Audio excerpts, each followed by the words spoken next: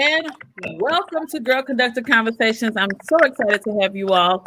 I am Maria A. Ellis, and I am so excited about this conversation as I am here with my good friend, Dr. Jim Henry, Malena Smith, and we will be joined by Michelle Byrd and Brian Owens. So, Dr. Henry, will you please tell the world who you are and what you do, and how fabulous you are, so they can know who you are? Well, let's start with how fabulous I am, and then work our way down from there. No, I'm the. First of all, I'm really excited about this session. This is something that just kind of arose organically. Maria and I were having a conversation a week or two ago, and as we often do, and Maria just said we should put this out there for the world to see. So I'm really excited about this, and this is a long time coming. But I know all these wonderful students because they were my students. What a blessing I had in my life to have these students in my life, and they were students at the University of Missouri St. Louis, which is where I'm head of choral studies. I should probably say I'm not representing the school today. I'm only representing me, but I've been the head of choral study that was there since 2004. So we've gone back quite a ways here, and I really can't wait to tell people about just sort of the journey I had moving to that school and working with the students that you're going to meet today. And I can give more details about that later, but that's the overview. I also direct the Ambassadors of Harmony. I know there's probably some barber shoppers listening out there. That's a men's chorus, four-time international champion men's chorus. And sang in the Gas House Gang and Crossroads, which are two international champion men's quartets. So I've done a lot of musical things. Music is my only marketable skill. Okay, that's not true. Stop saying that. It's not true. So that's me. All right. So that's Dr. Jim Henry. And then we have the man himself, Mr. Brian Owens. Hi, Brian. Wait, you got to unmute. Now we hear you. Yeah, you had to unmute me. Sorry. I'm just saying, you put it on me. Nah, I'm good. Tell the people who you are. They want to know who you are. I'm Brian. Okay. That's Brian, former student of Dr. Henry, world-renowned artist. Yes. Let's go. Tell it. Come on, Brian. Soul Ferguson. I live in Ferguson. I love Ferguson. I'm an artist. I was in this group. I was one of the first students of this group. Me and my wife Amanda. So, yeah. Brian's a ridiculously talented vocalist, record producer, arranger, composer. Brian has many, many things that he's too humble to tell us right now, but he's an amazing talent. And I always joke that he was tone deaf before he met me, and that isn't true. Completely. I couldn't sing in tune. No, I didn't know what the scale was. All that stuff. He's phenomenally talented, as is his wife Amanda, and they're expecting their little number 8 child any day now. So I'm really glad that y'all are here. So if I jump off this call real fast, no. It might be time. Wow, that's crazy. All right, and then we have all the way from the St. Louis Symphony. We will go with Michelle Byrd. I will. Hello, happy Friday, everybody. I'm Michelle Byrd, as she has said. Though I am representing myself today, I do work for the St. Louis Symphony Orchestra. I am the In Unison Programs Coordinator, where I serve a bunch of different people who have become my family. I am a mother of 2 beautiful daughters, 19 and 12 years old, Maya and Kaya. And yeah, I am a choir teacher, masked as the coordinator for the St. Louis Symphony Orchestra. I love it. And then last but not least, Malena Smith. Hello. I'm Malena Smith. I'm a singer-songwriter, and I also work with Michelle. She's on my team at the symphony, and we both work in, well, we both work in education. And yeah, so it's fun. So, hi. Awesome.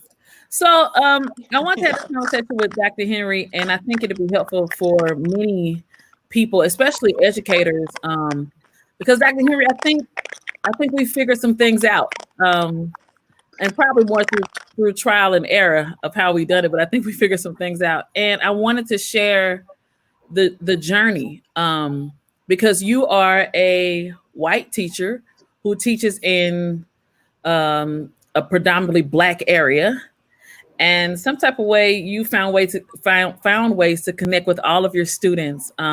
We obviously love you, of course, but take us on the journey from Lindenwood, St. Charles County, to being on the outskirts of Ferguson, Missouri.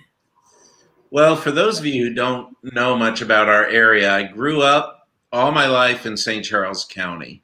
Lived in the same house since I was 6 years old, which was in the backyard of Lindenwood University, which was the first school that I taught in. There's no delicate way of saying, but people in St. Louis area look at St. Charles County as perhaps the most racist county in our area. And that's really, it's a harsh criticism, but the truth is, the more I live here, the more I kind of realize that I'm not saying that everyone in the county is racist. What I'm saying is that it is a very predominantly white area, and I think that it's filled with many people who are very nice, but also who are clueless about race, and kind of, in some cases, they choose to be. Some cases, they just are. I was raised in a school where I've never had a Black teacher all through K through 12. I never had a Black teacher until I got to graduate school at Washington University. I've never one time had a Black teacher. The entire time that I was in elementary school, I cannot remember a single Black student at the elementary school that I went to. The first time I had Black peers in school was when I was in junior high school. I had my junior and senior, elementary, obviously, junior, senior, high school, and all the colleges I've attended have been very predominantly white. I went to Southeast Missouri State, which is down at Southeast Missouri in Cape Girardeau, predominantly white community, and that's a predominantly white school. The churches I attended were predominantly white, and race, when you grow up that way, is not something you frankly really think about for any extended period of time. It's not that you think one way or another about it. You kind of don't think about it at all. And so there are many ignorances that you have, and ignorance sounds like a really harsh word. By ignorance, I just mean things that you just don't know about, don't think about. You know, all of us, our curriculum in school was very oriented toward white culture. The people we know are white. The people who we interact with, whether it's police or principals or teachers, they're white. So I remember, for instance, then I started teaching at Lindenwood, which is also a predominantly white school. I had some Black students, but I don't know if I ever really, and that I was close to and loved, but I don't know if I ever really had serious conversations with them. And some of them I maintain relationships with to this day, but it was very different in UMSL when I met all of you. You for whatever reason, and I thank you for it, trusted me enough to eventually start sharing your stories with me. And honestly, it was an eye-opener. It was something I'd never, ever been confronted with, and I had a choice to either ignore it, deny it, or face it. And I'm glad that God gave me, with you guys' help, the strength to sit there and face it. I feel like I've been more a student of yours than you've been of mine, and I appreciate that so, so much. I know I'm kind of talking a little bit too much, but when I see things that are being said on Facebook or whatever by white people, here's the thing that I'm kind of glad that I grew up the way that I did, because everything that people are saying, I know exactly what they mean. I could argue the other side right along with them if I wanted to, because I felt all those same ways. Now, I never ever felt animosity toward Black people.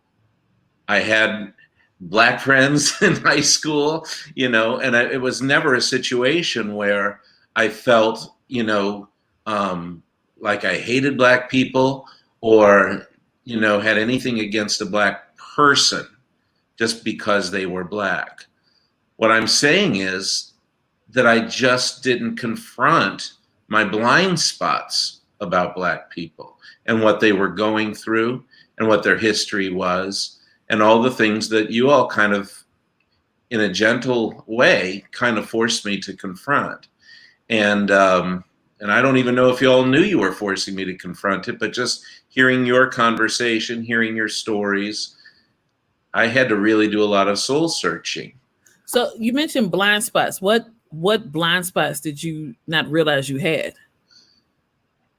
Well, we talk, for instance, about white privilege. A lot of people, including myself, I think at one time, could sort of on the very, very periphery say, okay, maybe there are some things that white people have better than Black people, but not really realizing like the true depth of it in big and small ways. So for instance, I would wake up in the morning and could go through my day without ever once thinking about my race. I could go to a grocery store and know that I'm going to blend in. When you're a kid in middle school or high school, and I think about some of the Black friends and Black kids at my school that weren't my friends, but that were there. One of the things that I talk when I'm talking to students in choirs, I say, and as a father myself realize, one of the things that young people have to confront when you're at a certain age, when you're in middle school or high school, the biggest fear you have is standing out. Right? That's the biggest fear you have. You want to conform. You want to dress like everybody else. You talk like everybody else. You want to blend into the crowd. So my kids could put on clothes and wear clothes like everybody else does. I could too when I was a kid. I could do all of those things. But a Black kid, no matter what they wear, they're still Black. And so every second of every day, they go to school, and if they go to an all-white school, and they will stand out. There's nothing they can do to avoid it. Nothing. Now, that's the kind of thing that I never had to confront at all.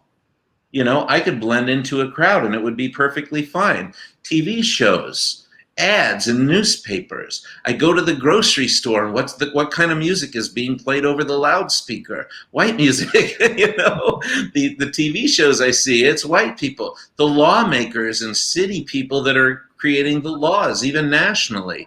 All these laws are being made from a white perspective. There's not a lot of Black representation.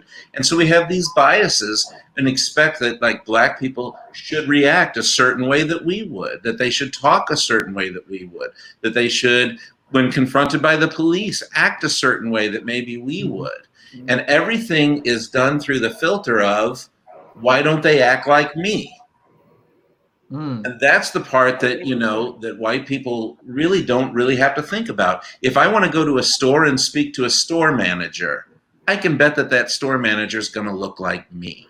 If I want to get a bank loan or interview for a job, right, or talk to my boss, I'm probably going to at least relate racially with that person. They're going to look like me. I don't have to change the way I dress or talk or act depending on the situation. I don't have to do that. My son can get in a car with a whole bunch of his white friends and drive around or hang out in front of a store and not have somebody call the police on them or worry about them, or if they're walking down the neighborhood. 10 white kids could walk right down my street and nobody will call the police.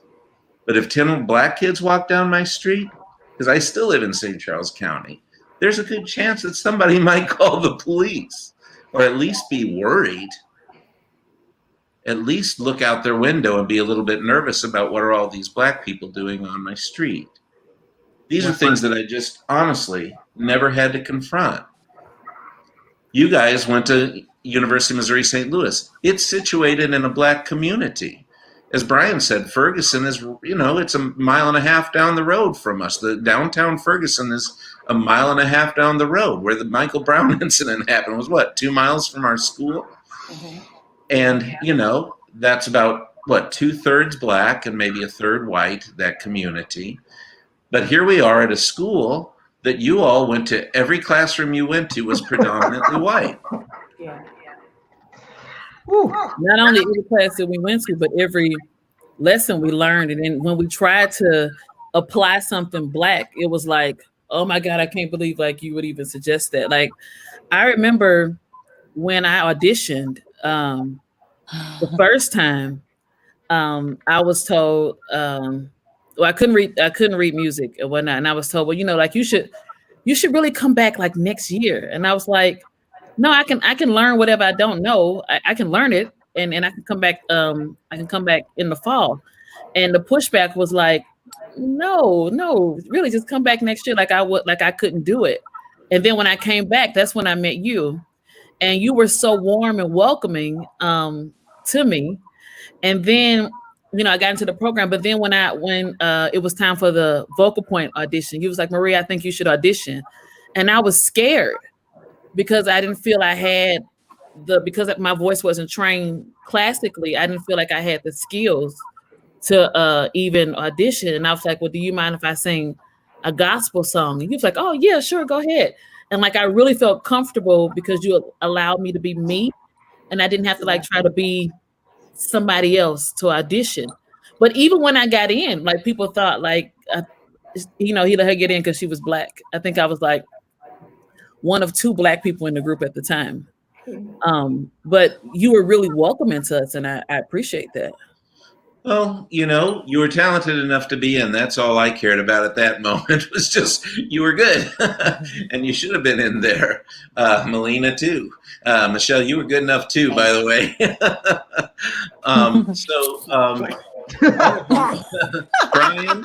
Brian, I don't know. He's still I skated. Brian was in the very first group of that. But, I appreciate you saying that, but at the same time, even at that time, I still had blind spots, and I do right now as we speak have them.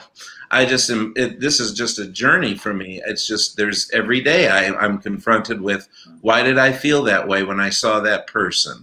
What immediately stirred up in me, and why is that a rational thing or is that just a subconscious thing?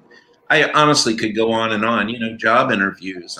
We were just meeting, my wife and I, with our superintendent yesterday to talk about our school district. The school district we live in, you guys, is the school district that made national news for our reaction to the Normandy kids who had lost their accreditation. They had a right then, because they lost their accreditation, to be bused to some other school that was accredited. One of the districts that was chosen was the district I live in, Francis Howell School District. And I went to the meeting.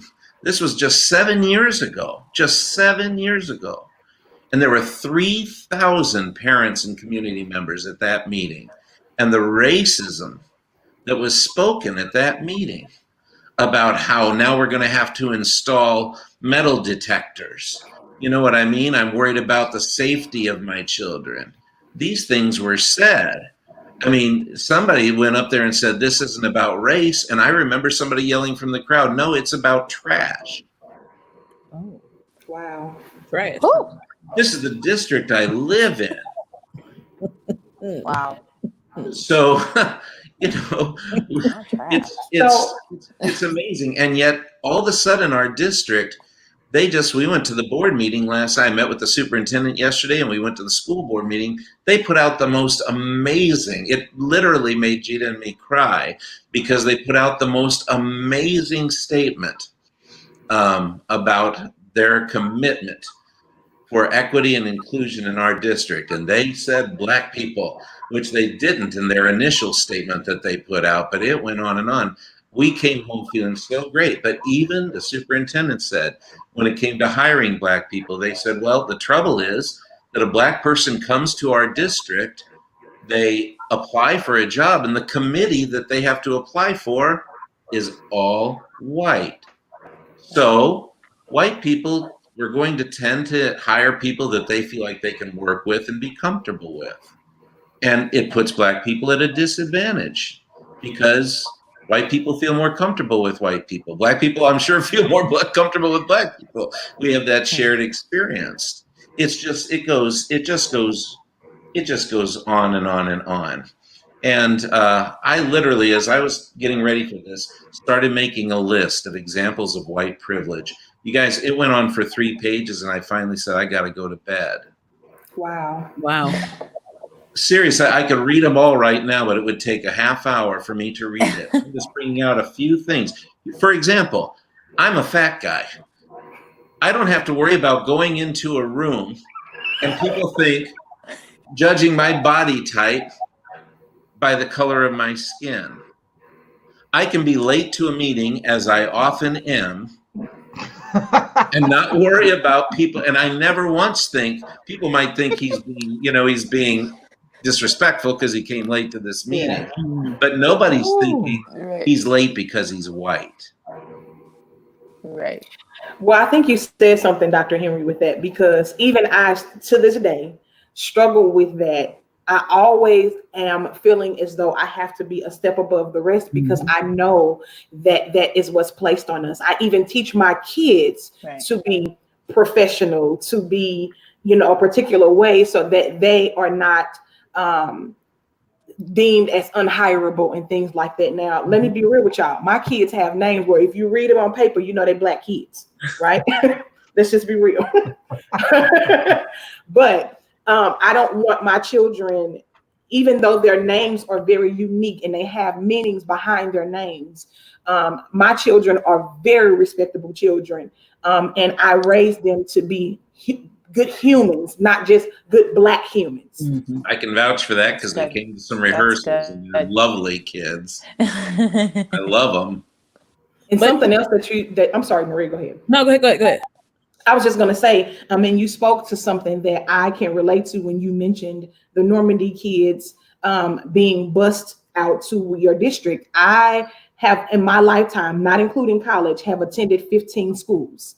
That's elementary school to high school. I started out and I've been to Kirkwood District. I've been to Ferguson Florissant. I've been to St. Louis Public School District. I've been to Kirkwood, Ferguson Florissant, Hazelwood, St. Louis Public, and I ended up in Lindbergh. I graduated from Lindbergh High School. So all of the different dynamics that come along with that, the feelings of making yourself actually like squelching who you are as a person to fit each place, being amongst my Black friends in the Black neighborhood, feeling more relaxed, like you said, you feel more comfortable with people who know you and can relate to you, and then feeling like I'm a totally different person when being at school at Lindbergh High School. Yeah. I think that, as you said, all of us tend to want to be in comfortable spaces, and we stick to what we know. I even noticed among students being in classrooms and actually at my place of employment, I've paid attention to this. People tend to stick to who looks like them or where they feel most comfortable, even whether it's a team of people or people who look directly like them, that they feel most comfortable. And I think that sometimes is a part of the issue. And something else that I think is important to address is for those individuals in your district who had something negative to say and say, oh, we're talking about trash. We're talking about children, no matter what they look like. Yeah. And every child deserves a good education, no matter where it is. Yeah. So, yeah. Well, Marie, you opened my eyes to a lot of this. I'm going to give you credit for a lot of this because I remember you telling stories about, a lot of this started when we were talking about Michael Brown. I remember I was teaching at Lindenwood when the Rodney King incident happened. And, the white, and again, I just want to say, here's the thing I think needs to be said about on the outset that I hope white people listening in will understand. It has to do with what your definition of racism is. because what I think I had before, and what other people that are really nice people in general, you know what I mean? I don't think that we're talking about, and this is the problem, is that in many people's definition, racist is binary. If you're racist, it means that you're not ashamed to use the N-word, or you know what I mean, that you're like a horrible person, that you're in the Ku Klux Klan, or that you hate people because of their race. That defines a racist. If I'm not that kind of person, then I'm not a racist. It's like this either or. And that's not what we're talking about at all. Racism is a system of sort of people who basically own most of the cards, creating, sometimes intentionally and sometimes completely subconsciously, putting systems in place because they have the power to put systems in place that help reinforce the white culture and the white way of thinking. So it's a systematic thing. If I call somebody a racist whose idea of racism is this somebody who hates black people, then they should be offended for me calling them that. What I'm saying is that people who are, if we're racially ignorant, if we're trying not to see the other side, if we're living in an institutionalized situation that gives more advantages to white people, then we're living in a racist culture, period. And if I'm buying into that, then I'm a racist. I'm buying into that. I'm living in that racism and benefiting from that racism.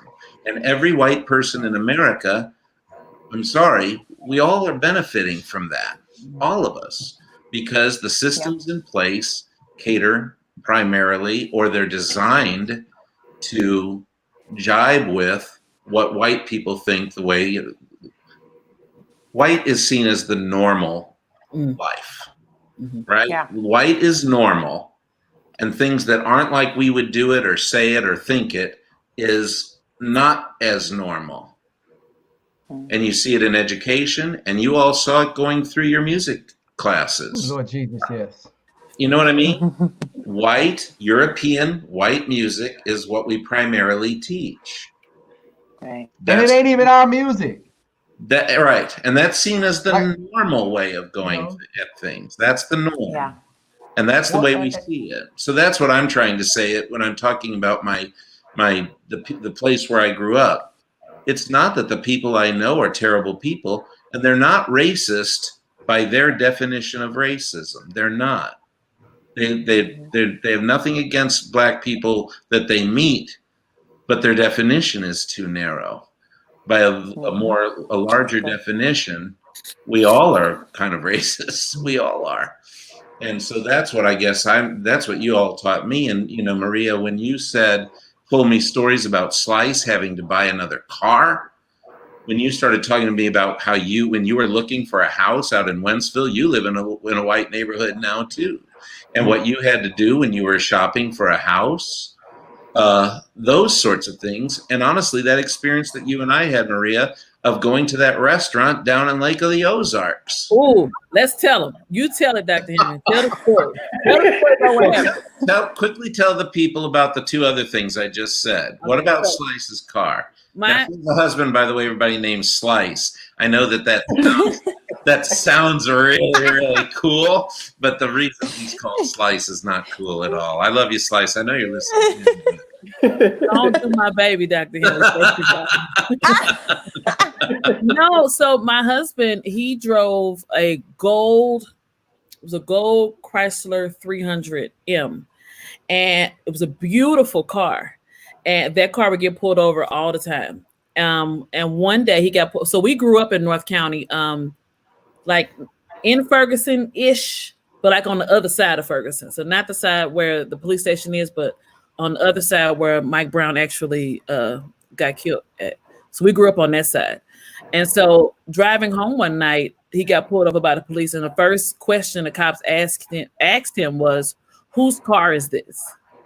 As though he couldn't afford the car that he had. Even though he was a manager at AT&T, the question was, whose car is this? When we moved to St. Charles County, we looked for schools that were not in the DSEG program because we didn't want our children to be discriminated against or possibly be discriminated against because we didn't want people to think that they were coming from St. Louis City. So any school that was attached to DSEG, we didn't move to those schools. We definitely didn't move to your school district because of what had happened the years before. We was like, absolutely not. I won't send my baby there. But we also know that when we went to look for houses, like I've seen people come like to look at houses with shorts and flip flops and t-shirts on. We couldn't come dressed like that, so we always dressed up so we could look as though we had money or that we were qualified or we were the good Black people who could get into the neighborhood. But we moved because of school districts. Now, let me tell y'all this story about when me and Dr. Henry was in Lake of the Ozarks at one of our conferences. Now, the only other thing I'll say is this superintendent that we met with, he admitted, and there's a lot of white people who, if they're being honest with themselves, will say that even they have asked themselves this question. If a Black person does get a job at a school or gets accepted to some good college or whatever, there's always a little part where you go, did they get that because they were Black? Of course. And we feel that. And you've got to feel that. And therefore, all of a sudden, you have to go into a job being way better at that job than an average person would have to be. Well, we're taught you have 3 times as better to be equal. Well, here's the thing, though. Like, I think that statements like that are ignorant because the opposite is true too. How many people get jobs because they white? Yeah. Or because they daddy knows somebody.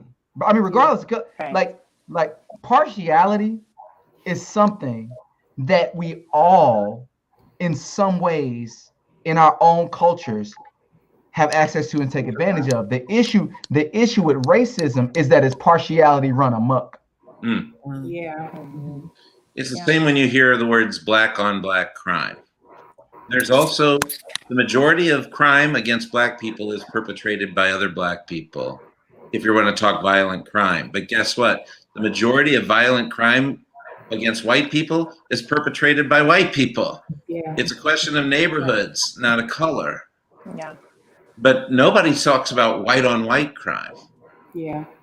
So anyway, it's just these things are all interrelated. Now, Maria, tell the story. All right. So every January we go to Missouri Music Educators Association conference, and this particular conference, I believe you had to present, and Vocal Point came down to be a part of your presentation. And that's my choir. Yeah. And so after the presentation, we all went to a Mexican restaurant, and I decided to ride with you. When we got to the restaurant, everybody got out the car, and I said, well, Dr. Henry, I'll stay in the car with you just so you don't have to walk by yourself. And so we get out the car and we're walking in, and there's like, I want to say like maybe 20 white men standing on the outside or maybe more. And then as we're walking by, like the whole crowd goes silent. And like all eyes are suddenly on us. They thought we were together, and they didn't like it. And in good Maria fashion, I grabbed his and said, come on, Dr. Henry, let's go. And Lord. I mean, like, to me, you can't be. I mean, although I was a little scared, I ain't gonna lie, I was scared. You didn't seem scared. You were awesome. Yeah, but I mean, if you really want this smoke to come up on me like that, like that's a lot to do, and you're right there. And there was a whole lot of people there, but you could tell the mood of the crowd instantly changed when we walked up. Which Dr. Henry was like, you discussed how you felt, but I was like, Dr. Henry, that's normal. Right. Yeah. It was all the time. See, that was a real education for me because I would have, if I was by myself, I would have walked right past those people and not thought a thing of it, and they wouldn't have thought a thing of me. But because I was standing side by side with a Black woman, I got to see firsthand the kind of looks that you all see on a regular basis. It was bone chilling. And how does that, but I have the luxury of being able to just walk away from that. You know what I mean? I don't have to build racial stamina. But you Well, I think guys spend your whole life building stamina based on race. Mm-hmm. I've never had to do that. Sorry. I was just going to say that I think something else that should be addressed even in this part, because part of the reason why these kinds of things happen is because most white people's experience with Black people come from watching the media, and the media controls the narrative. If all you see in the media and in movies and things like that are Black people who rob, steal, kill, have a bunch of babies out of wedlock, all that kind of stuff, what do you think people are going to think of you? So when you meet somebody like a Brian, like a Maria, like a Michelle, like a Malena, and you go, wow, they're nothing like that. Absolutely not. But I don't think people think about all the things that we have to do to break away from those type of characters, especially when you have a bold personality. One of the things that I have been talking about with some friends of mine is there are a lot of white people who don't know what colorism is. And colorism is, for those who don't know, is ideally discrimination amongst the African American community, Black community, with the different hues of skin tone. And somebody like Brian or myself, or actually all four of us, would be looked at differently because our skin is a darker hue. And it's unfortunate because even those kinds of things stem from back in slavery time. So all of those things still follow us today. My children, even now, when we go into a store, I started my children when they were little, don't touch anything, because even now with me greeting people walking in the store, I still get followed walking around the store. So I make direct eye contact with people and say hello. And I mean, I greet people anyway, because that's just my personality, because my grandparents are from the country. So if you don't greet people, you would get in trouble when you were a kid for stuff like that. So that just kind of came up with me. But I also do it because I don't want anybody to say that my children have been stealing. I don't even allow my children to carry things into the store because I don't want people to think that they've done something wrong. Yeah. Because it would be crazy for me as a woman to think that nothing will happen to me because I'm a woman, when the truth is people don't see that I'm a woman first. They see that I'm Black and I'm Not only not carrying things in the store, you need to have a bag and a receipt. So I teach that to Noah, my 9-year-old. You do not leave out this store without a bag and a receipt, because they will say that you're stealing and you're just a baby. But that's something that could be said about him. So yeah, we start teaching the lessons early, but I also teach those lessons to my choir. When we go out, you all don't get to make mistakes. You don't have that option to do that. You have to be perfect when you go out. So my elementary choir with St. Louis Children's Choirs, their first performance was in March. I told them babies, I said, guys, we cannot mess up. You cannot fidget when you get on stage. You can't walk on stage and just be a normal kid. You can't do that, because if you do, then they will immediately shut down my ensemble, or they'll put all these, they're not used to doing this kind of music, or, they don't have the stamina to stand. But the other choirs can do it. And then other people just say, they're just kids. They're just kids being kids. Yeah. But the Black kids don't get those options. So my choir had to be perfect. But you know what though? I'm just tired of robbing children of the idea of excellence for the sake of excellence. And for me and all the stuff that we do together and all stuff, I'm like, hey, look, we understand what the stereotypes are. I get all that stuff. We're gonna be excellent for the sake of excellence. Because for us as faith-based people, I don't do stuff for you anyway. I do it for God. Yeah. So the things that I do, they are, look, if I don't need your rewards, I don't have to play by your rules. Even when people ask the question of me of where did you go to high school, I don't play those games. Yeah. Because that's a big thing. Everybody in St. Louis, like, where'd you go to high school? Yeah. You want to know my socioeconomic pedigree.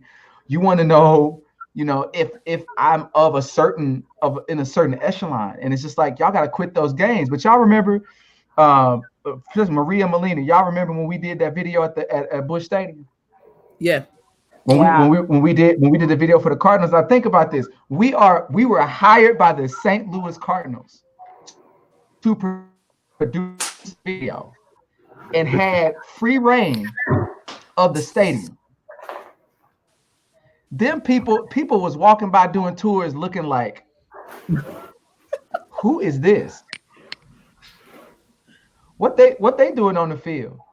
And the message that I gave that morning was not like, well, we got to be great because we Black and people watching us. The message we gave that morning was, look, we've been hired to do something and we're going to do it excellent because we're doing it for God. If people want to have an issue, that's their issue. Mm-hmm. You know what I'm saying? And one of the things that my parents gave to me that allowed me to go over to St. Charles at 16 years old and sing in front of, you know, a group of white men and sing barbershop and feel comfortable was this. I'm not going to allow you to make your racism my issue. If you are a racist and you hold racist views, that is your problem. I'm not going to let you make that my problem, wherein I begin to think and feel a different way about who God says I am because of your issue. Now, that isn't to say that I may not have an issue with things you do. Right. But I'm not going to let you make those things my issue. But what that does, it gives me the freedom to go look for that house and wear what I want to wear. But see, You know, I love the attitude. when I'm a thing, look, because at some point with our kids, at some point, man, like they have to be empowered to live out of a different standard other than I'm scared of what a white person gonna do to me because I'm Black. Well, yeah. And I don't think it's mutually exclusive to teach the realities that exist, but also say, but this is how you can look at that reality. Yeah. It's a wonderful I think it's just a philosophy, shame but that we even have to go through all that, though. Oh, sorry. no, I was about to say the same thing, Malena, but go Yeah, ahead. I mean, like, I agree. I mean, I agree with that attitude. I think it's just a shame that we even have to talk ourselves through that so that we can like get through life with all of those things that we know we always think about in every little thing we do. I think it's just a shame that we even have to, you know. And that's a level of burden that you have to carry on your shoulders, Yeah. and that your children have to carry on your shoulders, that my children do not have to carry. It's not right. I mean, I love the philosophy, Brian, and I think you're right to have that philosophy, but you shouldn't have to have that philosophy. It shouldn't be something you even have to verbalize. My kids don't have to do it. They don't have to do that stuff based on race. Now, maybe they do based on other things. They could be poor, and so maybe there's something there, but they're not poor and Black. Mm-hmm. True. They could be disabled, but they're not disabled and Black. So there's that extra element that's always going to be there. And you know, I'm going to really tell on myself a little bit. I remember when the Rodney King thing happened in LA. And I remember where I was at that time thinking to myself, and this is the dilemma that white people have. Same thing with Michael Brown and even with George Floyd. You could see with your eyes that man was being abused by the cops. You could see that police brutality was happening to Rodney King. You could see it. So you couldn't deny it. Some of those cops were even convicted for it. But you could also say, why are Black people making this guy a hero when he was drunk driving, avoiding the police, going 115 miles an hour to elude the police? He was drunk. He was on parole for robbery or something. Why all of a sudden is this guy, if he hadn't been doing all of that stuff, this wouldn't have happened to him? That's what they said about Michael Brown. It's what they try to say about George Floyd. If he hadn't been that way, if he'd just been a law-abiding citizen, none of that would have happened to him. And honestly, that's where a lot of white people go. And I'm just going to tell on myself. At that time, I had those two ideas warring in my own mind. I could realize this, and I even had somebody dear to me at the funeral of George Floyd say to me, this is a person who is full of love, and would never hate anyone. Maybe the most loving person I know, but said to me, why are they honoring George Floyd, who really wasn't that great a guy? You know, he had he broke the law several times. Why are they honoring him at his funeral? We don't even honor our veterans like this at their funeral. And this is the war that happens. But the point that I want to make is, it's not about honoring the person. It's about bringing to light the inequity.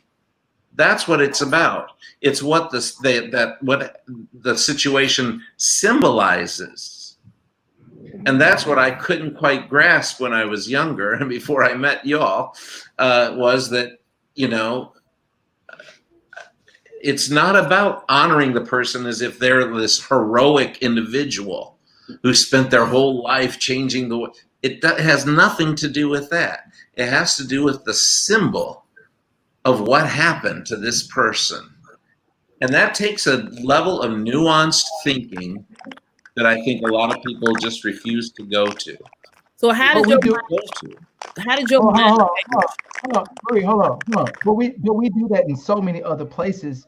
People pick and choose where they want to have nuance. These same people who will look at George Floyd and say, well, I don't know why we're doing this. He wasn't such a great guy. Call themselves Christians, look at King David and say, but he was a man after God's own heart, even though he was a murderer and an adulterer. Like my thing with all of this and like the partiality and all that kind of, it's just inconsistent. Right. It's like the philosophy in and of itself is inconsistent. Yeah. If you truly gonna be a racist and a person that don't like people because of the color of their skin, then be that. But don't try to be that and a Christian. Well, I say that don't try to be both. And if you find yourself in a position where those two things are competing against each other in your spirit, you gotta recognize one of them ain't right. One of them, and that's what I mean by helping my children exist and think at not a higher level, at a holy level. We do it with people all the time where we want to. And you know what made Black people mad? A whole bunch of Black people was mad with the last scene of Barbershop. When that movie came out and Cedric the Entertainer, who is from St. Louis, and his character was like, now it's 3 things that Black people need to be honest about. OJ did it. I'm just saying it because OJ did it. Rodney King should have got beat for being grown and driving a Hyundai. And Martin Luther King, you know, liked women. Right. Now a lot of people got mad at the sentiment, and the thing is that like these things they ain't mutually exclusive. Like all those things can be true, and it's still jacked up. The stuff is still jacked up. It's not jacked up that MLK was assassinated. It's jacked up that Rodney King was abused. But we pick and choose where we want mutual exclusivity. When it comes to a Black person that this happens to, now you want to practice mutual exclusivity. But when it happens to somebody that is of another race, now we want to come up with, well, you know, he had a hard life. Right. What I'm saying to people is just be consistent.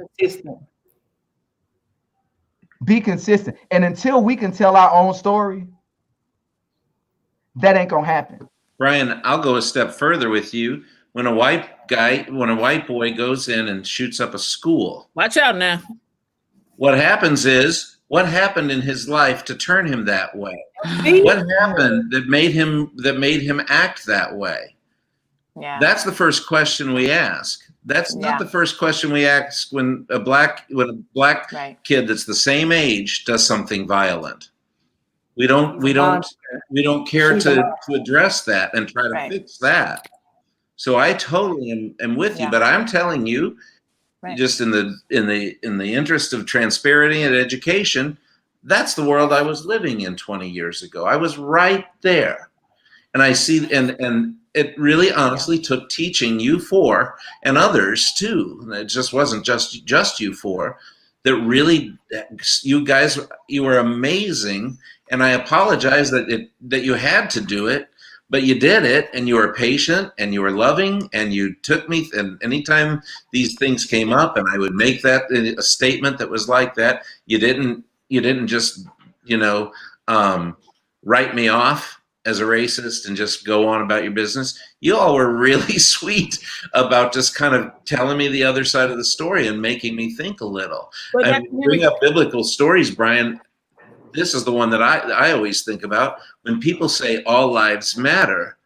And then I think the Bible story where people were bringing the children to Jesus, and who were the people who were telling people not to bring those to Jesus? Who were they?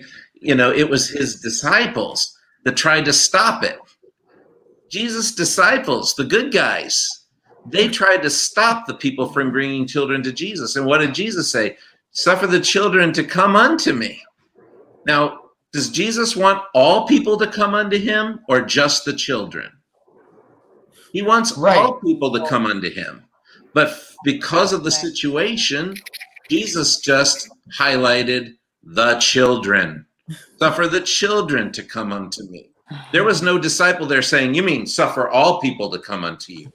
Correct Jesus about that. But people do that. We do that when we're trying to get out of the uncomfortable reality of an identity that I'm being presented with that I don't want to deal with. St. Louis is a racist city. We can either accept that, look at that history, unpack it and move in a different direction, or we can keep making statements like that, which ain't even a point. We got this saying in my house, you exactly right. That ain't the point. and people walk around and they say stuff and I can go, you know what? You may be exactly right. Well, the rate of crime in Black communities is you may be exactly right. Guess what? That ain't the point. If you have compassion in your heart, it should break your heart when anybody loses their life. The fact that you pick and choose when your heart is broken says something about what's in your heart. Wow. Yes, absolutely. And I would even go so far as to say that Black lives, as it pertains to all of these things, it's something to me, and it bothers me when I see animal lives being more valued than Black lives. Because if it was a dog, then there'd be all kind of marches and all kind of stuff for dogs and cats. Because Mike Vick went to jail for, dog fighting, but Breonna Taylor's killers aren't in jail. Or how about, who was it? Was it Trump's son who killed the elephant or something, or whoever the man was that killed the giraffe and all that? I mean, people were mad about that for years. And don't get me wrong, animals are beautiful. They're all God's creatures. But a human life is valued less than an animal. A Black life. It's a shame. Oh, here's the thing. Yeah. But that shows that we value it less than God. Yeah. God values every human life because he's the one that created it. We're the ones that make a distinction so that partiality is about us being in power over somebody else. It always has been. That's all it. Because if I can separate myself from you in some way, it makes it easier for me to do what I'm going to do to you and not feel bad about it. And in this country, the white people have always been in power since we got here. That's it. We have the power to institutionalize things. Why do women have the vote? Because they got the vote? Ultimately, it was because a bunch of men had to vote it in. Why do Black people have the vote? Because they gave themselves the vote? No, white people had to do it. I mean, it's sad, but it's true.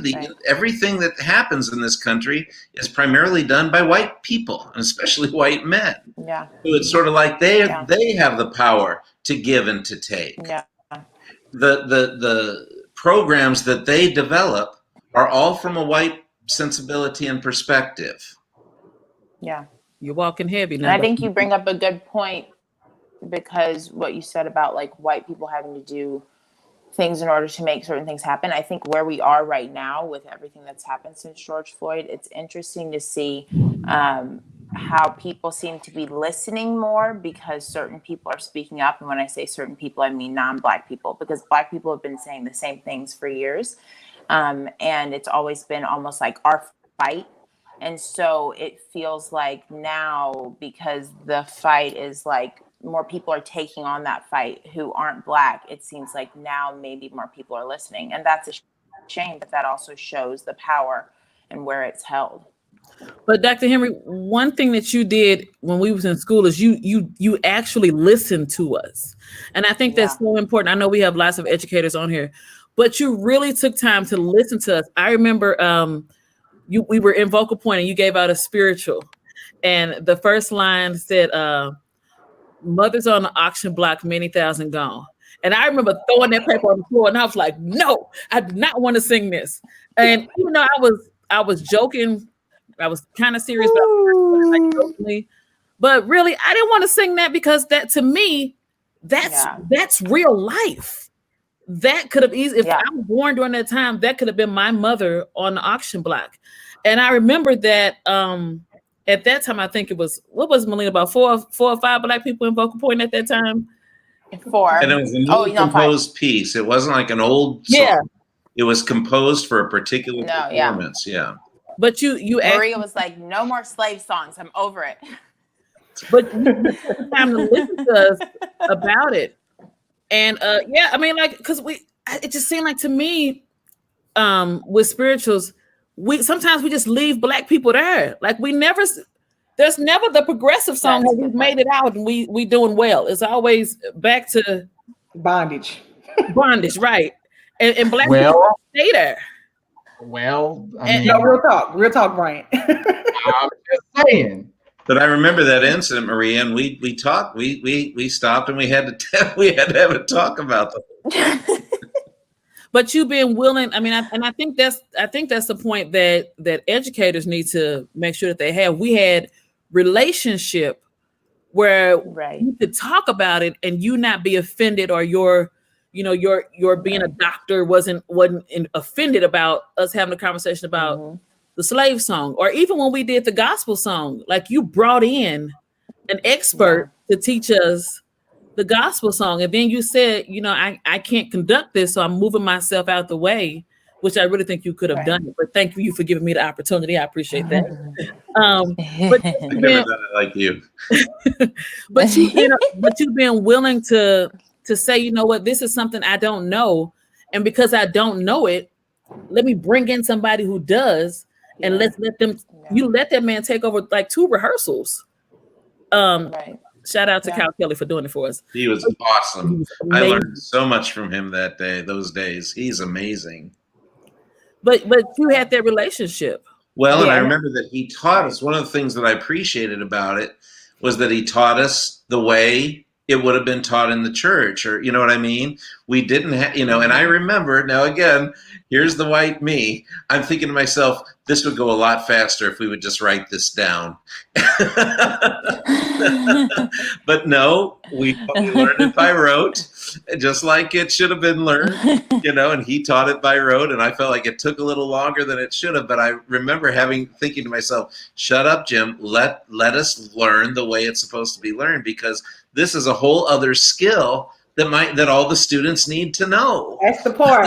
That's the part. That's something we need to talk about. We should address that part. Yeah, go ahead. Say it for the people in the back. What you said, Dr. Henry? Because the truth is, talk about that. Right, being raised in a church, I have a different skill set than I came with the skill set. I, like Maria, have been conducting choirs for a very long time. My delivery and how I present the music, even if it is being presented in rote, I could turn a choir like that. All coming to school did was help me to be able to market myself in a different way. Just being honest. Wait, Michelle, you saying we had these skills before we got to UMSA?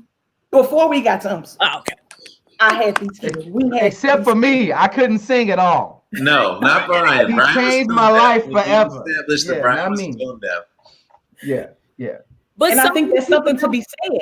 Yeah. I think there's something to be said about that, because I think the misconception is when you go to a university, a prestigious university, or wherever you go, and you get these letters behind your name, people deem you as a credible resource or person to be able to do a particular thing. When I think the problem is one is not greater than the other. Can you imagine what it would be like? And actually, we don't have to imagine, because Dr. Henry just said it. When Kyle Kelly came in and he brought what he knew, his background in gospel music, to a university campus with a group of people that was predominantly white, and the classical skill and the skill from the church came together. It made beautiful music. As a matter of fact, in my opinion, this is Michelle, bless your spirit if you don't think the same thing. I feel as though when you bring those two things together, especially when you bring the gospel church aspect to a piece of music, it gives people can give their heart to you more than if you're standing there with an octavo, a piece of music in hand. Because to me, what comes from the heart reaches the heart. Woo, and a lot of times for us to be able to be moved in a particular way, we can't do it holding music. We can't even to teach, even if it is from an octavo, the way you teach, the feeling behind the music is knowing the as we know, being trained this way, knowing the reason behind the words and how it relates to you.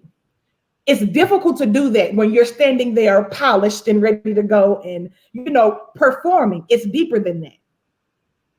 And I think Kyle was able to give us that deeper meaning. We lost Malena. I guess she'll be back. Kyle was able to give us that deeper meaning because he still enhanced all the skills that we have been taught. He's still we still were singing healthy. Nobody was singing wrong or anything like that. He still enhanced everything that we had learned in voice lessons and stuff like that. We were still doing all of that, but now just using different skills.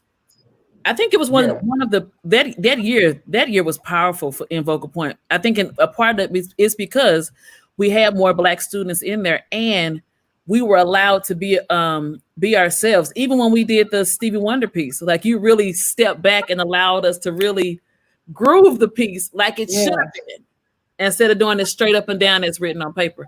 Brian, you itching to say something? Yeah, look, because so somebody has a question. I think it's a good question from Charles Coco. He says, "I agree with the problem. What is the answer?" So we can all tackle that. Before we tackle that, I'm gonna say this. One of the things that people have to realize is that, and I don't take this as a slight. I think I appreciate this about my upbringing.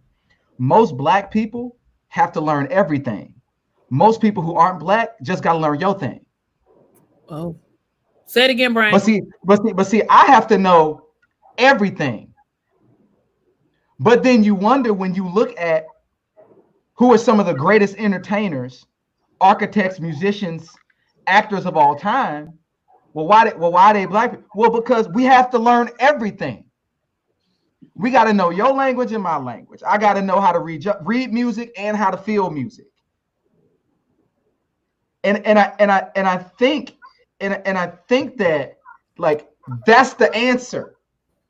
The answer is that we have to give one another the freedom to be, and not say, well, you know what, that's cool, but if you really want to be good, then you got to do this stuff over here.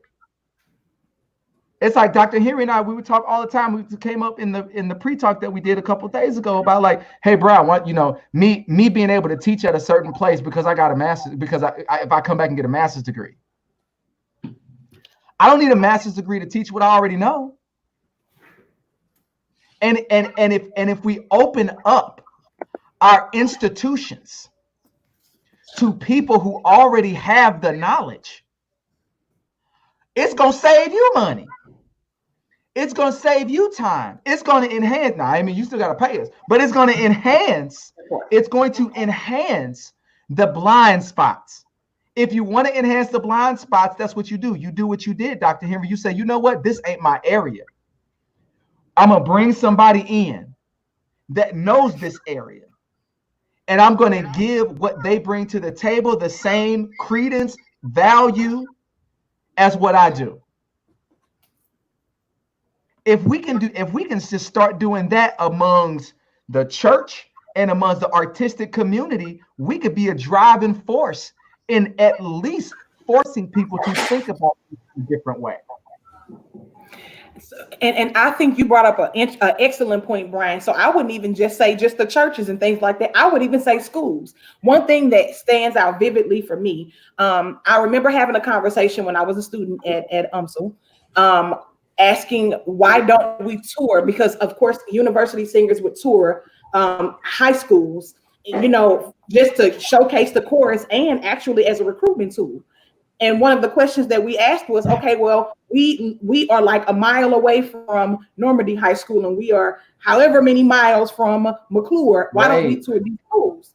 So we started doing that. But one of the things that had to be done was, one of the things that I felt the need to do was, let me build relationships with these teachers so that we can go into these schools and these kids can see what's right around the corner from them, instead of them coming out of school deciding to go to an institution that they can't afford. And some of them can't afford, when it's an institution right around the corner that they can still get a great choral experience under Dr. Henry's leadership. So I started myself volunteering at these schools, sitting with these teachers, building relationships with these students. And as a matter of fact, we visited Jennings Senior High School, and the University Singers and Vocal Point actually went, and we sang for these kids. And this is completely on all Black chorus. And these kids sang their faces off. And here's the thing, a lot of them honestly could not read. But did that take away the fact that they were able to produce, sing a piece of music? As a matter of fact, they performed a Mozart piece. Yeah. Black kids almost blew the roof off the school, having these talents and abilities, and all of them, majority of them grew up in the church. Majority of them did. And I think, and it goes back to what I was originally saying, if you bring together the skill set of both sides, whether you learned in an institution or whether you learned in a church, something magical can happen. I know people who play piano, bass, drum in a church who can outplay a person who learned in an institution. And that's the thing, like, because a person learned at an institution doesn't make them better. And that's one of the things that I think is sad, because myself and Maria both learned a lot at church, right? But both were advised not to attend the university because we didn't have the skill set, or were not prepared like other students who came from school and had that background. Now, that's the thing. Again, I say I've been to 15 schools. So I had formal training technically, right? But I mean, for those who don't know, I'm old. I'm oldish, right? So me going to the university, I was an older student. It had been years since I had seen an octavo. It had been years since I had sight read anything. So going in and auditioning for UMSL, it definitely was difficult. But Dr. Henry happened to be the second person that I had met when I had come to UMSL. There was someone else that I had come and had the discussion with to figure out what that process would look like for me. And that person told me, hey, this might not be the thing for you. And me being the kind of person that I am, I'm used to struggle. Black people know what struggle look like. So when this particular individual said what was said, and I really don't think that the person was being malicious in their delivery, but imagine what it was like for me already coming into an institution and feeling already like, okay, I'm behind anyway, but let me just go for it, right? And feeling kind of burdened and heavy about doing this. And then I meet Dr. Henry, and like Maria, Dr. Henry's like, okay, you don't have a piece of music to sing? No. Okay, what do you know? Here's what I know. And I sang my face off, right? Because that's what I do. Okay. I remember. And he accepted that part of me, and he did, and was completely honest with me in love and said, yeah, here's where you struggle, but I would love to have you as a part of the program. Guess what? I worked hard to get to where I needed to be. Right. But imagine me as an adult. I had my children were actually my oldest daughter probably could have been in college at the time. Here I am as a mother coming into this program. So imagine what it's like for a 17, 18, 19-year-old child to come into an institution and feel that weight and not know what to do. But Michelle, even with that, sometimes the problem is to get into these institutions, these are skills that they may not necessarily be taught. So they can't get in no way. If I'm never taught to sight read, if I'm never taught how to read music, I can never get in, and I can never learn because I don't qualify. Or if you do and you get in and the culture is horrible and does not support that, Yeah. Right? You get to the place, and the culture doesn't support where you come from and what your understanding is, and doesn't take that into account. And you like, I'm not staying here. Mhm. Yeah. You know what I'm And saying? People always ask that. I think it's a good question. Okay, so what's the answer? Was it you looking at the answer?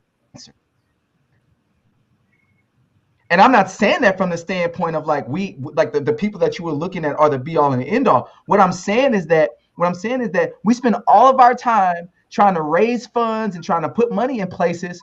And we say, what's the answer? What's the answer? When you have people who are trying to build out ecosystems and cultures wherein these kind of things can collapse and come down, get behind it.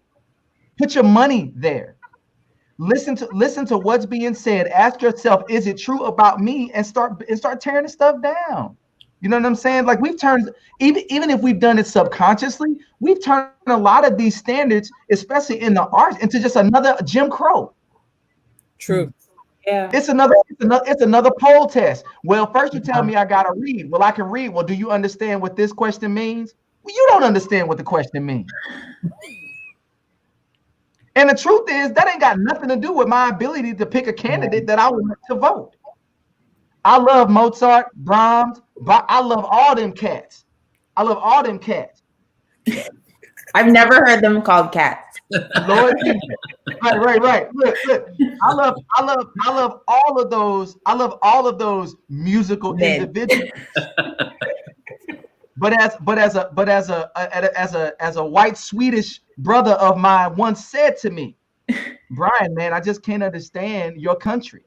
I mean, your classical music is the music of white people who've been dead 200, 300 years. It's not even from your country. You know what our classical music is where I'm from? Sam and Dave, Otis Redding, Johnny Cash, Americana. That's our classical music. Why?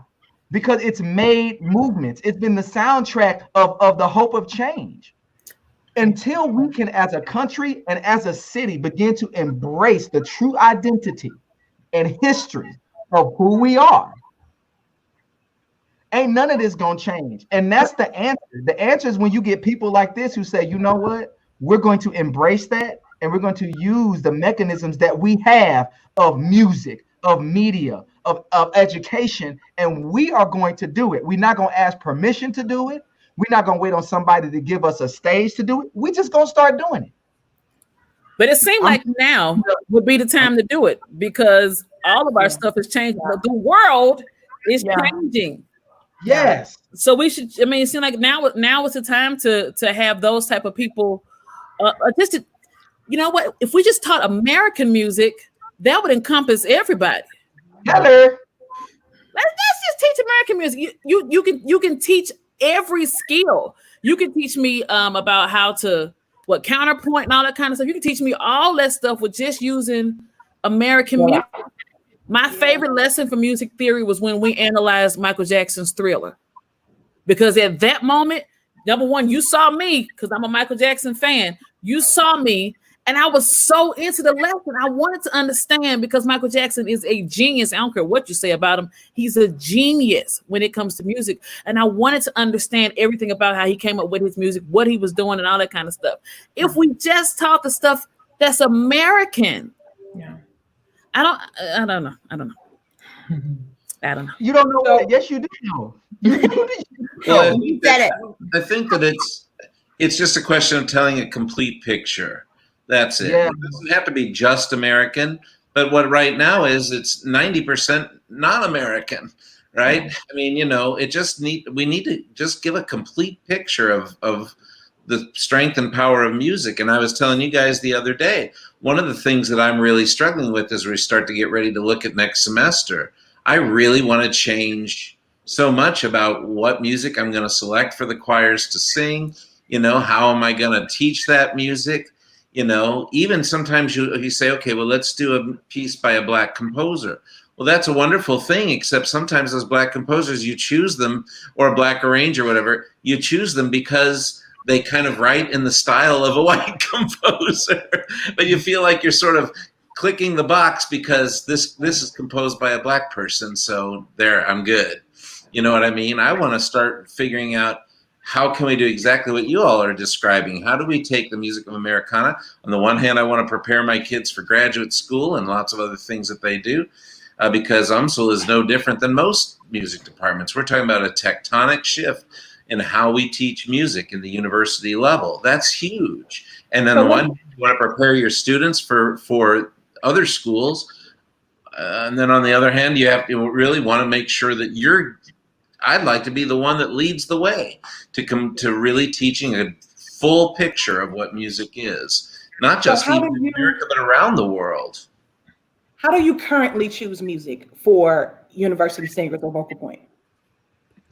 Well, for me, it's really, I don't know. I think there's not just a single thing. I mean, I'm trying to think about concert and how the flow of the concert will be. I'm always trying to think about trying to get some different languages in there and finding pieces of music that will teach different skills, right? Mm-hmm. It'll teach counterpoint, but also teach really strong chord tones. It's just a lot of things like that, and just trying to make sure that there's some multicultural sort of element to it.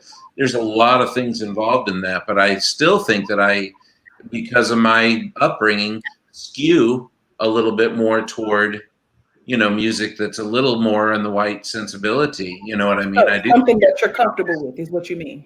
Say that again. So does that mean that you tend to steer toward things that you're a little bit more comfortable teaching?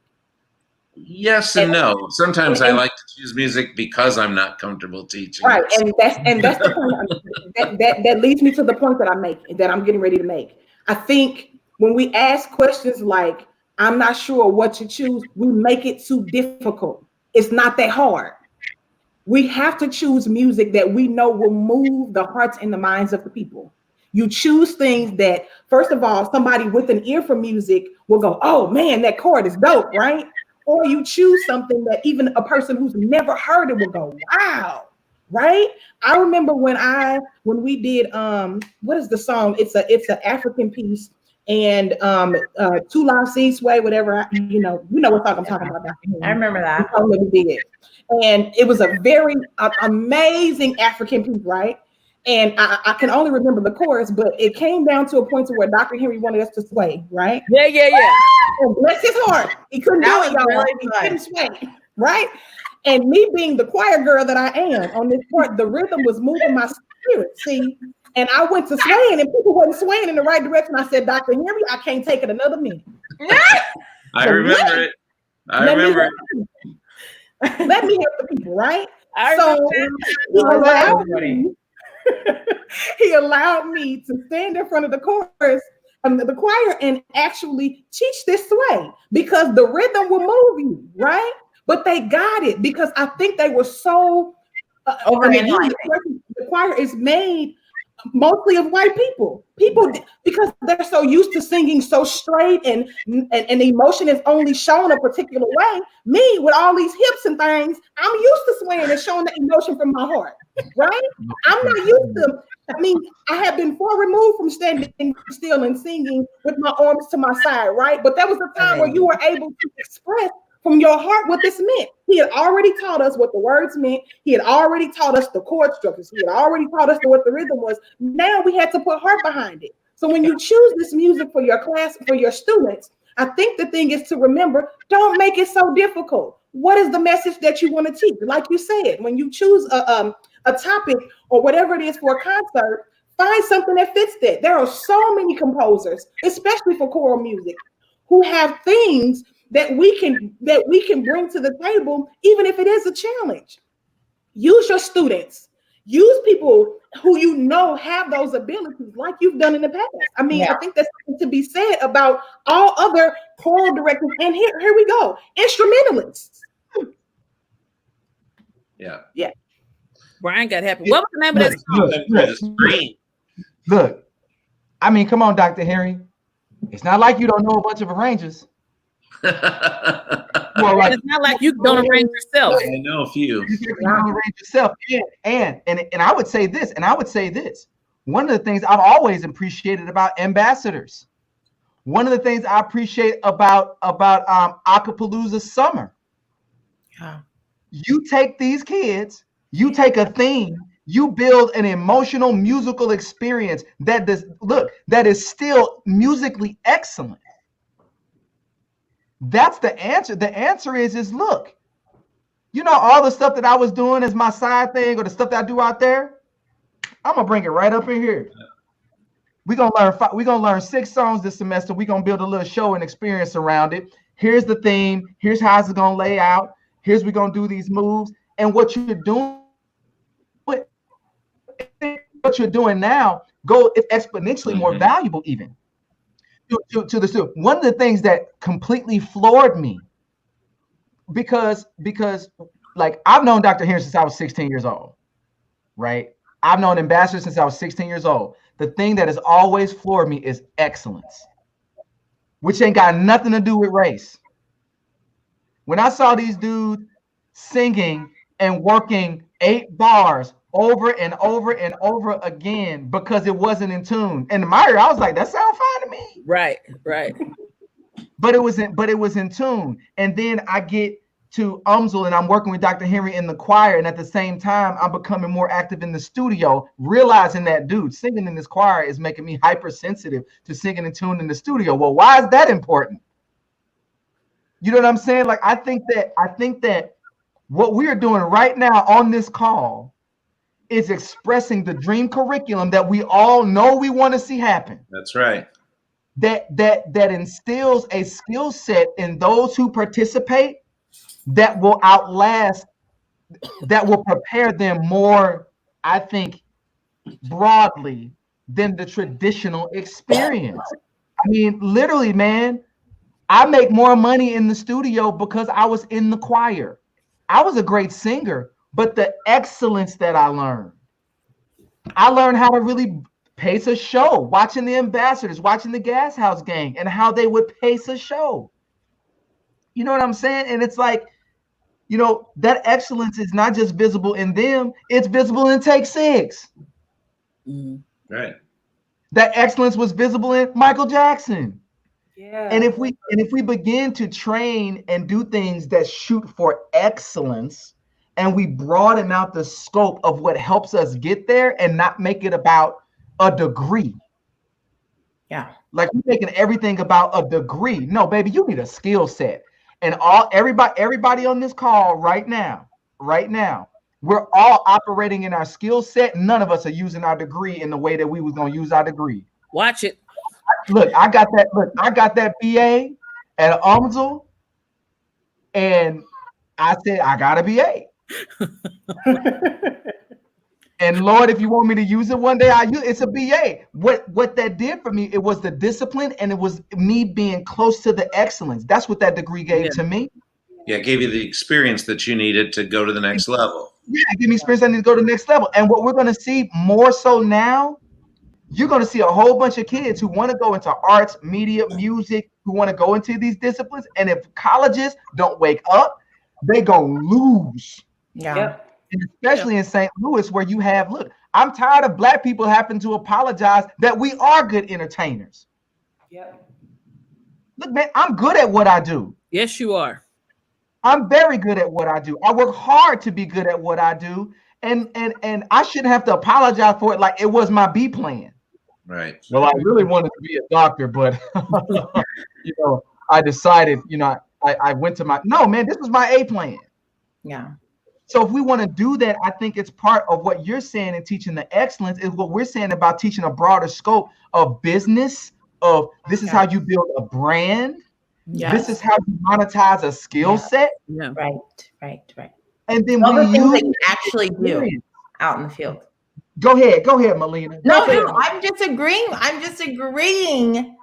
that, you know, what we need to learn in school is actually the things that we actually face daily. And also, speaking of dream curriculums, I think that it would be awesome if people, especially vocalists, I don't know, like myself, had the chance to choose what we wanted to study vocally, because we had one option, and because you guys know I came in and I was like, woo, like learning curve central, because I did not know. I thought I was classically trained until I actually came to UMSL and got classically trained.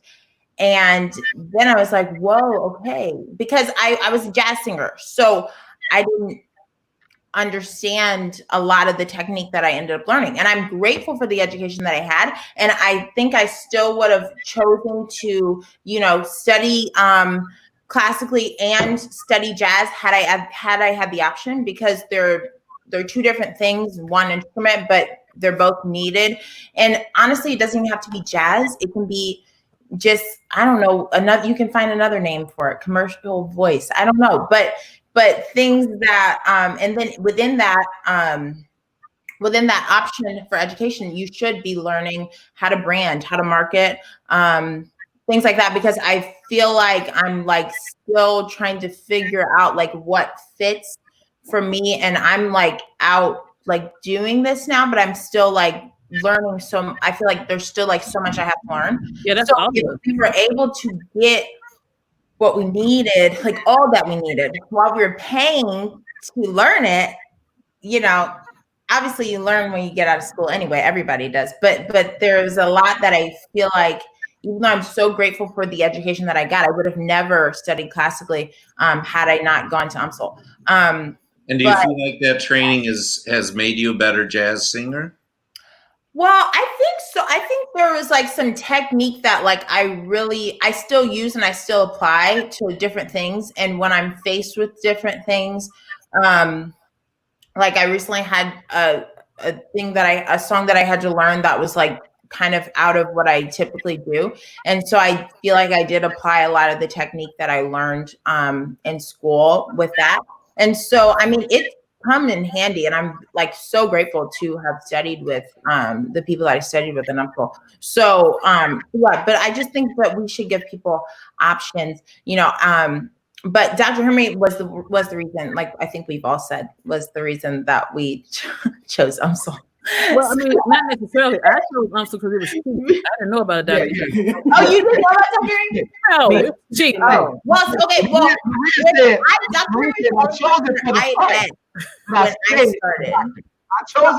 Brian chose I was going to say Brian chose Dr. Henry. Brian chose UMSL because of Dr. Henry. And I met Dr. Henry and what? Wait, I can't hear. I said that. Sorry about all my audio issues, by the way. But yeah, no. So that part. So, Malena, I think you said something that needs to be addressed. So you said that you think that there should be things more geared toward vocalists who have a desire to do something that's not classical. Yeah. I feel the same way about education. Now, I'm gonna step on a couple toes here. So let me get your toes ready, people. Let me just be real about this, okay? I love my education.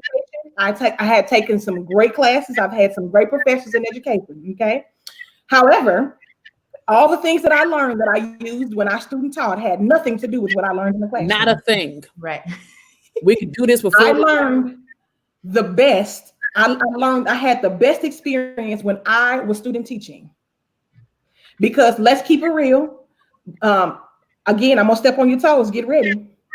All of the books that we learned from at the institution were by people who were white, and majority of them were dead. They were written in 1952.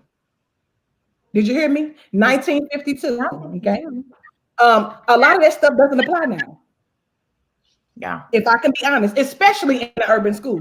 And I don't know about I don't know about Maria, but honestly, I went into an institution with the expectation to teach in an urban school.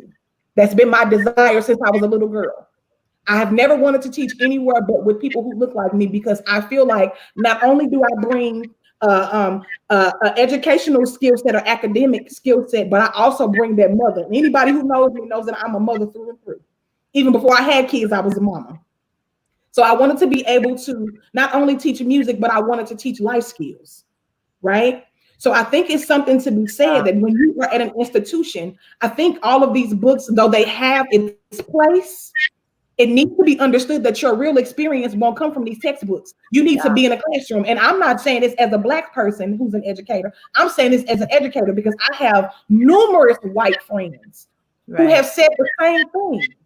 And I can tell you this, I have numerous white friends who have also said, that the books did not prepare them for the classroom. Like they felt like it was kind of lost. Well, but see, that's because the people who write these books, a lot of them haven't taught in other settings besides just white schools. So I actually went into school. I never had the desire to teach in a classroom. I told Dr. Henry that day one. He was like, "What you gonna do?" I said, "I'm gonna teach everywhere." And he was like, "Well, how you gonna do that?" And I said, "Watch me. I'm gonna do it." Little did I know. I was dealing with the force of nature. But I think one thing that we can do, and I remember pushing this when we was in school, I kept saying, we sending people all around St. Louis when there's a school across the street that does not have a choir. Why are we not sending student teachers or people who trying to learn education? Why are we not sending them across the street so they can get real life lessons on how to teach? And everybody was like, "Oh no, we can't do that. No. But I'm like, that's where you learn. That's where you learn classroom management. That's where you learn if what you're singing about, if that's gonna work or not. That's where you learn them skills. And I'm thankful that I came to UMSA when I was older, because I'm not sure how prepared I would have been had I done this when I was 18 trying to be a teacher in a classroom. I learned how to teach because at 12 years old, I was already teaching. At church, I was already a mini Sunday school teacher. I was a vacation Bible school teacher. So having a classroom, learning how to manage a classroom, well, I could do that. I wasn't worried about that. Learning how to keep a budget for school, well, no, I could do that. I wasn't worried about that. All that type of stuff, those are skills that we already had. And I think sometimes what we don't do in education, we don't look at the skills that's already there. We say you got to learn ... but you forget that all these dots I already know.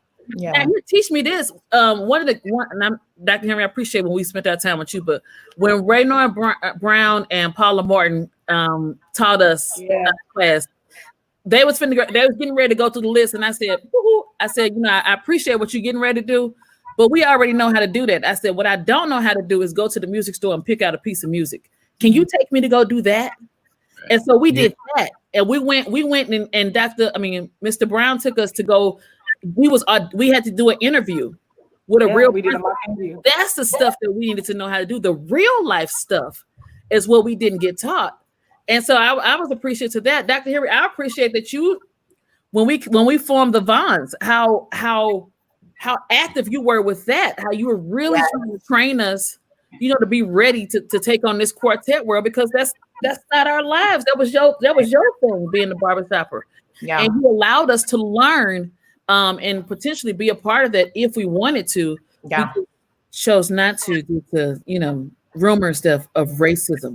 So we chose not to take that path. But you were open to letting us work in the fields that we already knew that we were good at. And I think that's something that I hate to say white people, but something that white people could learn. And I'm not my white friends, I'm not being racist. But some people that white people can learn is that you don't have to know everything. Your students can teach you stuff. Right. Yeah. They want to teach you, and they want to share with you their experiences, and they want to share with you what they know and what they do. And then it's up to you, educator, white or black, to enhance that and then take it to the next level. That's our job as teachers. That's something we can take it to the next semester that's coming up right now. The kids know how to be online, y'all. My kids watch YouTube videos all day long. They know how to be online. What can you do in your education class to keep their attention so they want to pay attention to what you're talking about? That's stop telling me how much you know and show me how to do something. Look, Dr. Henry allowed me to see applied theory. Yeah. It wasn't like, this is how you sing in tune and da da da da da. I saw it. Come in, I'm gonna invite you in. Come look at this. Right. Come work on this. Come sing on this. Come do this. Yeah. You know what I'm saying? And what he's and even me singing with the choir, singing with Ambassadors of Harmony. That was bucket list for me this past Christmas, singing with this choir and me being able to utilize all of the skill sets that I've gotten in this one space to be wholly me without apologizing. No. I can be smooth, I can be soulful, I can sing gospel, I can crack, I can do all of those things because what you've done is you've created a culture, environment, and space where that can happen. People need to stop, like you say, this ain't real complicated. Start creating an environment for these things to happen. I was fortunate when I came to UMBL that my voice teacher, and I'm gonna shout him out, Jermaine Smith.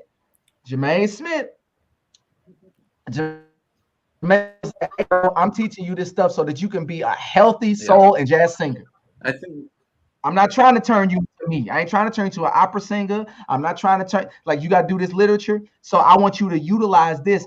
This is a tool in your bag to enhance the skill sets that you already possess. We have a wealth of talent in the community surrounding where we are. The question is are we going to mine that talent and then provide a facility and a culture to enhance what's already there? Or are we going to bring them in and try to assimilate them into a culture that ultimately ain't going to even pay them? I think that one of the things that professors have to really start, the attitude we have to start taking is that we don't know everything. Yeah. And I think that I've been really, there's a certain amount of risk taking when you decide I'm going to let a student take over, and they might even contradict something that I just taught, but I'm going to go ahead and go with it. Yeah. Because the pay is the same for me. So, I mean, so I might as well take that risk. I don't think I think that the fear some people have is that somehow it would undermine your authority or undermine your skill. I have never experienced in my entire career when I've let a student come in and teach anything, or even allowed a student, at least at the college level, to come to me and say, I don't really agree with the way you're doing that, or say to me, why aren't we touring where why are we keep touring at the white schools but not at the black schools, which a couple of you have said to me in the past.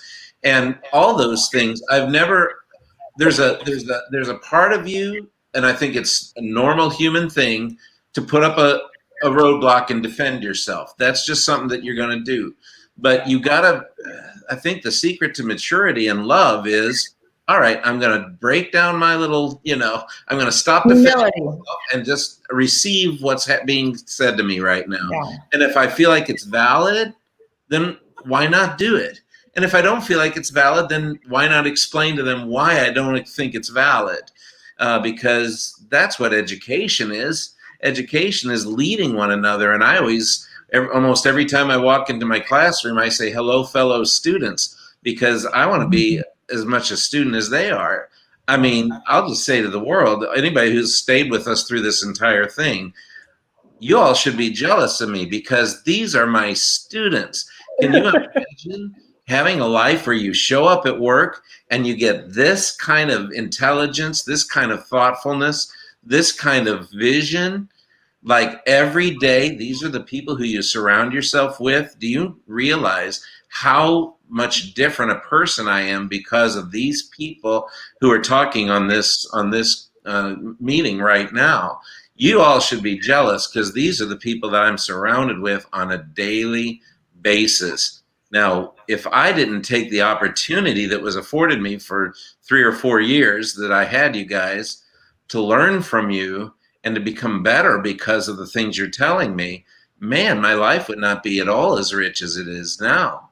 So I just can't, over and over again, I'll just say to white people and also to all professors of any color, let your students teach you. Yeah. Don't resist. Don't think you know it all. Let them teach you stuff. Yeah. And I've never had a single student feel like they respect me less because I admitted being wrong or let a student take over my class. Right. They've respected me more because of it. Absolutely. Right. And you know what's with it though, Dr. Henry? All of us have been back to the school, even though we've graduated. Brian comes in and coaches me all the time. Sometimes when he just shows up. Yeah. But I think that's because of the relationship that you built, and because you were always so warm and so opening, and you allowed us, and it was never disrespectful. So I don't want anybody to think like we were just in class, like, oh no, It was always respectful. Yeah. And usually they would approach me not during the class; they'd come to me afterwards and talk to me just as adult to adult. Yeah, and I think that the other thing about this too is, you not only like you seek to build culture, but you extend culture. Like I know all of them because Dr. Henry was like, you need to go talk to Brian. Right. Or Brian, hey, like I got these, when there were students, Black or specifically, when there are Black students in the choir for the past 7 years, Dr. Henry's like, Brian, I want to connect you. I want to connect you. And here's the fruit of this. And here's the fruit of this. We about to flip STL. Like, I want everybody who's watching this right now to understand that this ain't theory. We're not talking about a theory. This is basically an online glorified planning session of what's gonna happen. Like this stuff has been in the works. These are conversations that have been happening. But Dr. Henry is within institution. Yeah. So now, because he got a seat, my chair. we can pull up, and now things can become validated. And I think everybody's listening now. If there was ever time for you to begin to reach for what's right, that is what's right, now's the time to do it. Yeah. Don't wait. Stop sitting on theory. Look at your community and ask the question, what do they need? And how can we facilitate it? Yeah. And then begin to make changes and decisions that lead to that end. And I think something else that should be understood is, Maria and I have this conversation, and I tell her this all the time. One of the things that people have to stop doing is stop letting fear cripple you. Mm-hmm. Yeah. Myself, I'm scared about a lot of things, but you know what I've learned to do? I use fear as gas to fuel my fire to create change. I'm fearful of a lot of things, but you will never know it, because one of the things that I don't like for people to see is to see me sweat, because I have a point to prove to myself. I have a responsibility, and this is one of the things that I live by. It may not be my child, but it can certainly affect my child. So if you experience anything that comes from me, if I tell students the times where I have been in front of students, I tell students all the time, because I come with the idea that, I come with the mindset that not only am I a leader, but I'm a follower. My students know that when I walk in the classroom, my first thing I say to them, I greet them and I say, your job today is to bring greatness for me, because that's what I'm going to do for you. That should be your mindset as an educator. Matter of fact, scratch educator in a professional term. You're an educator no matter if you want to be or not, because somebody's eyes are always on you. Always on you. You have to come in your life, live your life in a way that says, I am coming to leave something. I am learning. I am leaving something that's going to help somebody. And if we all come with this mindset and be prepared and ready to pull greatness from one another, you will be so. I mean, minds can be blown. The changes that can be made in education and whatever other facet that needs these changes to happen. But the problem is, a lot of people are scared. And here's something else that I said: get your toes ready, because I'm gonna step on them again. Here's the thing, right? A lot of white people who struggle with knowing what to do is because another white person told them how to do it. You cannot expect a white person to necessarily tell you how to deal with Black people. That's good. Yeah. I'm just gonna say it again. You cannot. Unless it's Dr. Henry. Unless it's Dr. Henry. And even if Dr. Henry, there are things that Dr. Henry doesn't know. Things. I'm still a work in progress. I mean, I know every day I'm still a work in progress. And my thing is, a lot of how you learn. Okay, Michelle. No, yeah, okay. And I was just going to say that a lot of something simple as and I hope. A friend of mine, we were having a conversation, and she said to me, and she's white, I love her dearly. She said to me, she said, Michelle, I don't know what to say. I don't know whether to say African American or whether to say black. I said, honey, I'm black.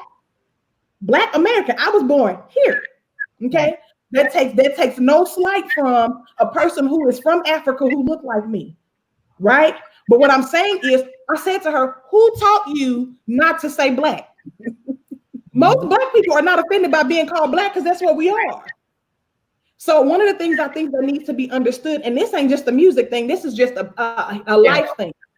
We have to understand, even as black people and white people have to understand this, we have all been taught in a broken system. We learn from the same history books, we learn from the same media, so we all have to live beyond what we've been taught. We all have to be reprogrammed in certain ways, and certain biases that we have stem from a lot of things. Like I laugh, but it's kind of sad. We had a conversation about Asian people. When you think about an Asian person, everybody automatically has some type of thought in their mind about what an Asian person will do, what they will say, just like a black person. I laugh about this too. In the black community, most of us, if we are talking to each other and we're lackadaisical, we say, oh, you know, Michelle. Oh, Michelle, she always works with the big hair and the pink lips. Like she, you know, we pick out things to identify, right? So those things are kind of who makes us who we are. I think it's important to understand that it's always important to make sure that not only are you a follower, but you're not only are you a leader, but you're a follower. And don't worry about being a person who feels like you'll lose control, because these kids, the students, don't care how much you know until they know how much you care. Relationship is huge, no matter who you are. As an adult, relationship means something. And if it doesn't mean something to you as an adult, how can you teach that to students? You can't even get students to respect one another if you don't respect them. I think where they come from. I'm sorry. No, I think what you said about relationship is so important because of the relationship that I had with Dr. Henry. I think that's kind of what got me through school. I can remember Dr. Henry, you remember I used to come in your office and lay on the floor and say, I ain't want to do it no more? I remember you quit vocal point several times. Every week I would quit vocal point because I didn't think I was good enough. And because we had that relationship, you was able to be like, nope, Maria, you fine. Come on, keep going. Or when I had questions about subjects and stuff that I didn't know, it was always you that I came to. It got to the point where teachers used to tell me, I'm not saying all that, they used to be like, well, you know, your favorite Dr. Henry, like, you know, he's not this or that or not that. And I'd be like, you know, I get what you're saying, but when I need help, that's who helps me. That's the people who got my back. When I needed recommendation letters, it was you that wrote them. The person who gave me my first chance on stage to actually show other educators that I could teach and conduct, that was you. You gave me that. You did that for me. And so having those relationships was so important. I didn't care nothing about you being white or I just needed help.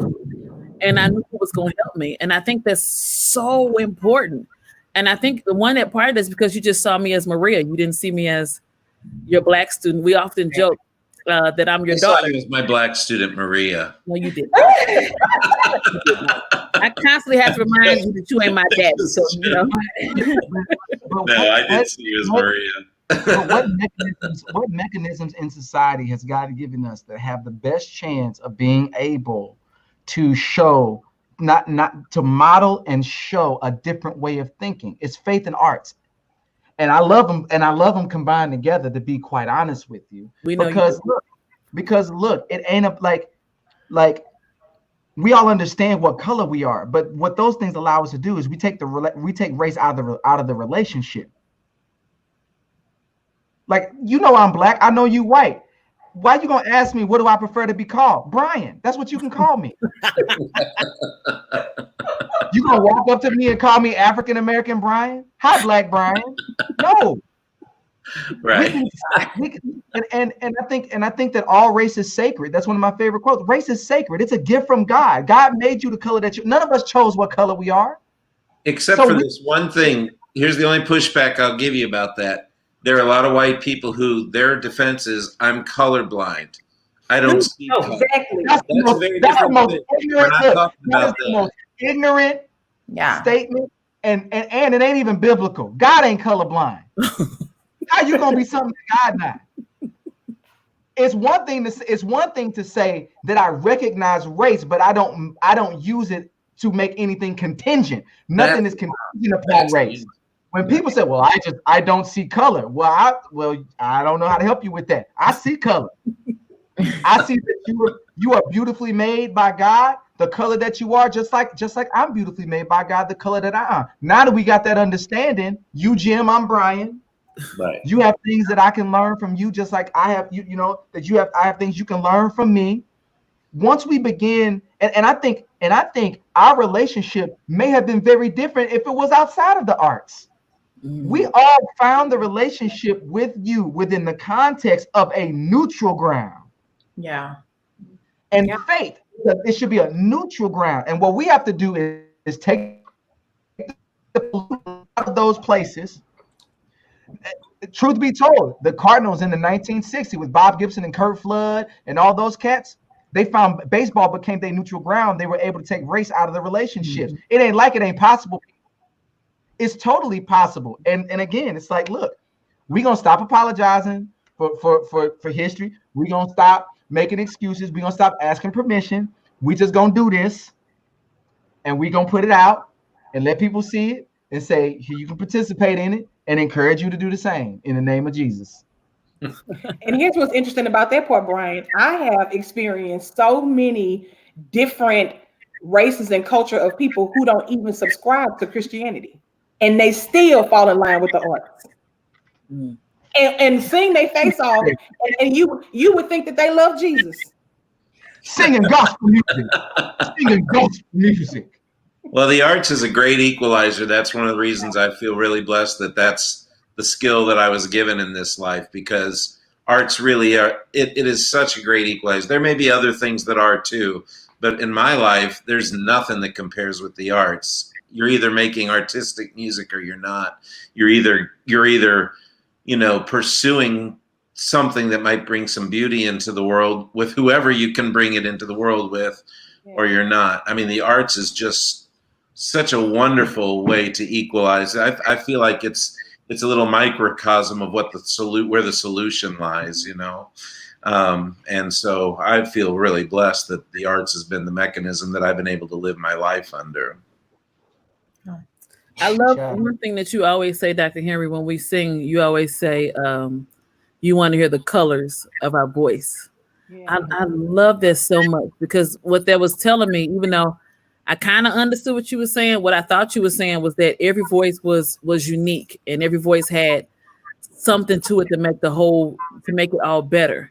And you taught us how to use the colors of our voice, and I love that so much. Well, what did I gave an entire thing at MCDA that was called Blend Schmlend. I know. The power of the individual. I hate the word blend. I don't want the choir to ever blend. I want to, what I want the choir to do, I want every singer in the choir to bring all the colors of their individual voice and their individual personality to bear. So the secret of it still being able to sound unified isn't by blending, it's by listening, right? So you bring all the colors to bear, and then you listen to one another, and then a choir sings perfectly together. And that's what life is. I don't want a world where we're blended. I want a world where we all bring the fullness of our color to bear and then listen to one another. Yeah. That is Shangri-La right there. Which is life and not choir. In life and in choir. That's it. That's it. Put it on a t-shirt when we start. That's it. I've got to wear a double X. I don't really know what we need to say after that. We could wrap it up and take it all home. I am grateful for everyone who stayed on this conversation, and thank you all for definitely for joining me in this conversation. Dr. Henry, you are amazing. You are amazing, not only an amazing educator, but an amazing friend, amazing mentor. And I'm grateful to have you in my life, because as I said, I did not come to UMSL for you. I came because it was cheap. And just got the blessing that you were there. But because of you, I learned so much, and I'm such a better director and a better person because I have you in my life, and I appreciate that. So thank you for that. Thank you to Michelle Byrd Malena Smith and Brian Owens for joining us for this conversation. I'm so happy that Baby Owens did not come tonight because I really wanted you to be part of it. Close. This is coming soon, so everybody say some prayers for Brian and Amanda. Yeah. And my kids do sing tags. They sing tags. Thank you. I love you guys with all my heart, and thank you so much for the care that you've always given to me as well. Oh, we love you too. And We love you. for those who are still watching, if you have not liked and subscribed to Girl Conductor, please hit the button, hit the bell, like and subscribe to this channel as many more conversations are coming. We do appreciate your time. Thank you and have a wonderful Friday. Bye, everybody. Thank you.